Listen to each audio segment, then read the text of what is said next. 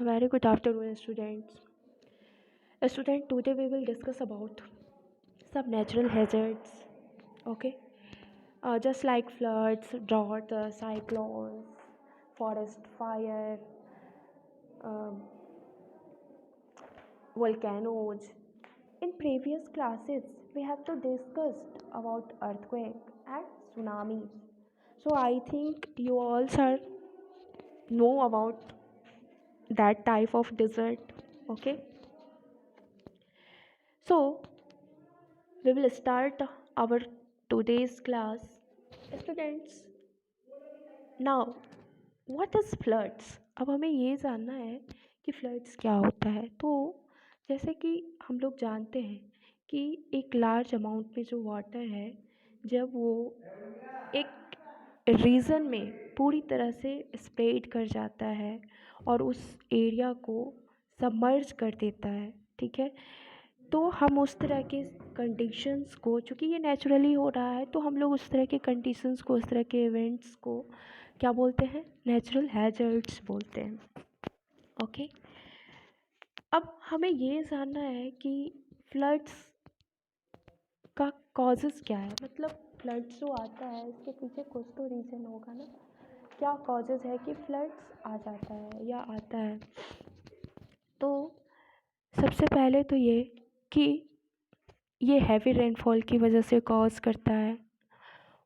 Then overflowing reverse की वजह से भी ये पूरी तरह से इसका वाटर जब ओवरफ्लो हो जाता है, जस्ट लाइक सपोज करो हमारे घर में जो सिंटेक्स में का हम लोग यूज करते हैं, सिंटेक्स जब पूरी तरह से ओवरफ्लो हो जाता है तो क्या होता है, उसका पानी नीचे फैलने लगता है। बिल्कुल वैसे ही जब रिवर का पानी पूरी तरह से, रिवर का जो ड्रेनिंग एरिया है उससे ज़्यादा होने लगता है, तो वो ओवरफ्लो करने लगता है और उसका जो रिवर का जो बैंक वाला एरिया है वो पूरी तरह से वाटर में सबमर्ज होने लग जाता है, ठीक है।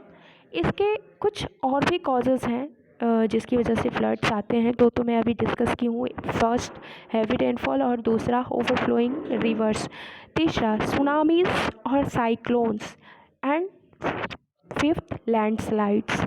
ये 5 ऐसे रीज़न है या कॉज है जिसकी वजह से फ्लड्स देखने को मिलता है। ओके,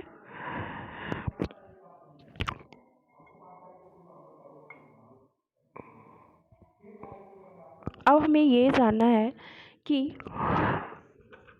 फ्लड्स के ड्यूरिंग में हमें किस तरह के प्रिकॉशंस लेने चाहिए। ओके, सबसे पहले जो फ्लड्स आती है उस ड्यूरिंग में हमें कुछ डिफरेंट टाइप के प्रिकॉशंस अगर हम लेते हैं तो इस फ्लड्स का इफ़ेक्ट कुछ हद तक हम कम देख सकते हैं, या हम ये कह सकते हैं कि हमारा जो लाइफ है वो इससे कुछ हद तक कम इफ़ेक्टेड होगा।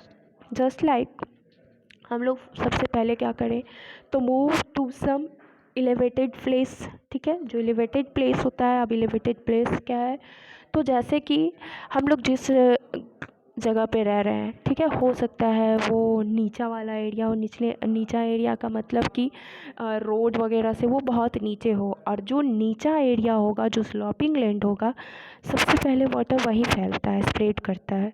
तो हमें क्या करना चाहिए, वैसे लैंड पे चले जाना चाहिए जो थोड़ा ऊंचाई पे हो, हाइट में हो, वहाँ वाटर जल्दी स्प्रेड नहीं करेगा।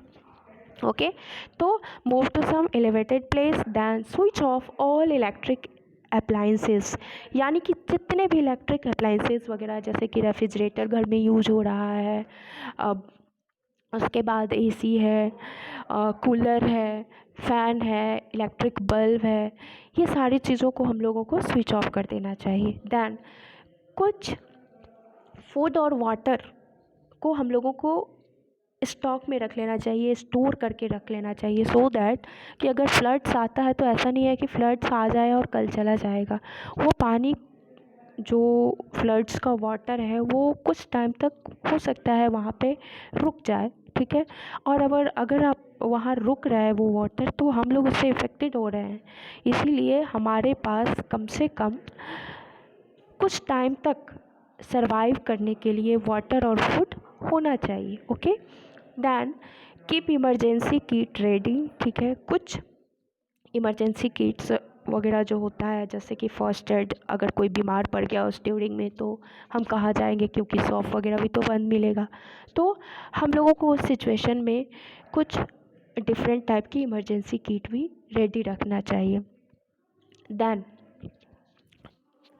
हम लोग फ्लड्स के बारे में जाने हैं। फ्लड्स क्या होता है, इसके कॉजेज़ क्या है,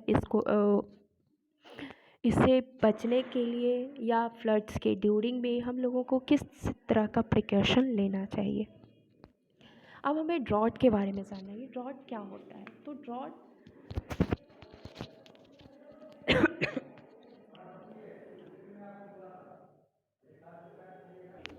देखो, ड्रॉट का जहाँ तक मैं बात करूँ तो ये एक तरह का ड्राइनेस सिचुएशन है। ठीक है, अब ड्राइनेस सिचुएशन है जिस लैंड पे या जिस प्लेस में, जिस रीजन में हम लोग रहते हैं, वहाँ पे क्या है कि अगर स्कैंटी और अब्सेंस ऑफ रेनफॉल है, यानी रेनफॉल वहाँ पे बहुत कम हो रहा है या ना नहीं ही हो रहा है, तो इस सिचुएशन में क्या होगा कि वहाँ का जो लैंड है वो पूरी तरह से सूख जाएगा। एक तरह से हम ये कह सकते हैं ड्राई हो जाएगा। क्यों? क्योंकि लैंड को भी वाटर की रिक्वायरमेंट होती है मॉइस्चर के लिए। ठीक है, मॉइस्चर नहीं मिलेगा तो वहाँ पे पेड़ पौधे भी देखने को नहीं मिलेंगे। तो रेनफॉल के स्कैंटी और अब्सेंस होने की वजह से जो ड्राइनेस वाला सिचुएशन हमें जिस रीजन में देखने को मिलता है, वो हमें ये बताता है कि ये ड्रॉट एक कंडीशंस है जो कि नेचुरल डिज़ास्टर का एक पार्ट भी है। अब हमें ये देखना है कि इस ड्रॉट में हमें किस तरह के प्रॉब्लम्स को फेस करना पड़ता है। तो जनरली सबसे पहले तो हमें ये जानना है कि जो ड्रॉट आता है उससे सबसे अगर कोई इफ़ेक्टेड होता है तो वो हमारा क्रॉप्स इफ़ेक्टेड होता है। क्रॉप्स इफ़ेक्टेड होता है, और चूँकि हम लोग फूड के लिए प्लांट पे और एनिमल पे डिपेंड करते हैं, तो जनरली मैक्सिमम जो पीपल्स हैं वो क्रॉप या फिर प्लांट पे ही डिपेंड करते हैं फूड के लिए।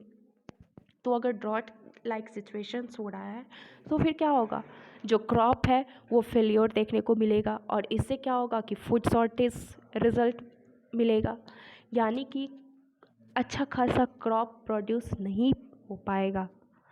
जिस क्रॉप को एक अच्छा अमाउंट में रेनफॉल की ज़रूरत है, उसे वाटर की रिक्वायरमेंट है, अगर वहाँ रेनफॉल नहीं हो रही है तो हम उसे इरिगेट कैसे करेंगे, उसको वाटर कैसे देंगे। यहाँ तो ड्रिंकिंग वाटर का स्कार्सिटी हो रहा है, हम फिर क्रॉप में वाटर कैसे देंगे। ठीक है, तो इससे क्या होगा, क्रॉप फेलियर हो जाएगा, प्रोडक्शन नहीं हो पाएगा, और फिर फूड शॉर्टेज की प्रॉब्लम्स देखने को मिलेगा। अब हमें ये जानना है कि इसका प्रिकॉशन हम क्या ले सकते हैं। तो जैसे इसका प्रिकॉशन लेने के लिए सबसे पहले एवॉइड डिफॉरेस्टेशन, जो हम लोग पेड़ को कट कर रहे हैं, ठीक है, वो एवॉइड करना चाहिए। देन प्लांट मोर ट्रीज, हमें ज़्यादा से ज़्यादा प्लांटिंग करना चाहिए, पेड़ पौधे लगाना चाहिए। And third precaution is practicing rain water harvesting. अगर किसी रीजन में स्कैंटी रेनफॉल भी हो रहा है, यानी कि बहुत कम रेनफॉल भी हो रहा है, तो हम लोग उस रेन वाटर को हार्वेस्ट करें, कलेक्ट करके रखें। ठीक है, सो दैट कि हम उसका यूज या तो ड्रिंकिंग के लिए कर सकते हैं, या अपने डेली पर्पस में कर सकते हैं, या फिर हम उसको, अगर हमारा जो किचन गार्डन होता है हम उसमें भी उस वाटर को यूज कर सकते हैं। तो इससे क्या होगा कि हम कुछ हद तक ड्रॉइट लाइक सिचुएशन से खुद को अवॉइड बचा सकते हैं। ठीक है, उसका ज़्यादा इफ़ेक्ट हमारे ऊपर नहीं होगा। एक दो टॉपिक और है जो कि हम लोग नेक्स्ट क्लास में डिस्कस करेंगे। Okay, thank you.